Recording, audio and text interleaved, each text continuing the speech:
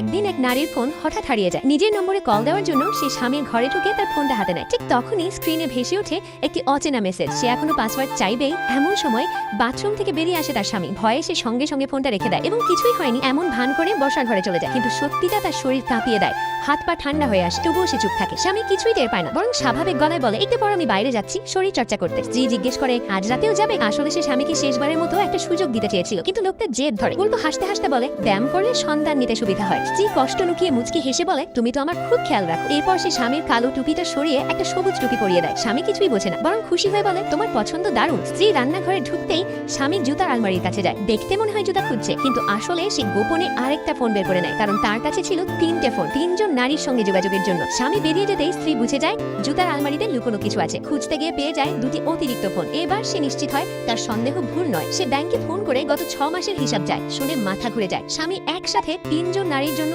একই ব্যাগ, একই গয়না কিনেছে। আরো ভয়ঙ্কর সত্য সামনে আসে, যৌথ অ্যাকাউন্টে আছে মাত্র 6.8 টাকা। তার বাবার দুর্ঘটনার ক্ষতিপূরণ, উত্তরাধিকার সবকিছু আবেই স্বামী নিজের নামে, এমনকি বিদেশি অ্যাকাউন্টে সরিয়ে নিয়েছে। সেই মুহূর্তে সে কাঁদে না, ভেঙে পড়ে না, শুধু একটাই সিদ্ধান্ত নেয়, এই প্রতারণার শেষ আজই হবে। একজন রহস্যময় মানুষের ছদ্মবেশে সে একটি ছোট পার্টির আয়োজন করে। চুপি চুপি স্বামীর 2 প্রেমিকাকে সেখানে ডাকে। তারা কেউ জানে না তারা একই পুরুষের প্রেমিকা, আর কেউই জানে না এই পার্টির আয়োজকই সেই পুরুষের বৈধ স্ত্রী। শেষে 3জনই একই সময়ে একই লোককে মেসেজ পাঠায়। লোকটা 3জনকে আলাদা অজুহাত দেয়, কিন্তু শেষ পর্যন্ত লোভের টানে পার্টিতেই হাজির হয়। আর ঠিক সেখানেই 3 নারীর সামনে এক মুহূর্তে খুলে যায় তার সব মুখোশ। আজ 3 নৌকায় পা দেওয়া সেই পুরুষের সব হিসাব একসাথে চুকে যায়। পার্ট 2 দেখতে চাইলে কমেন্ট করো।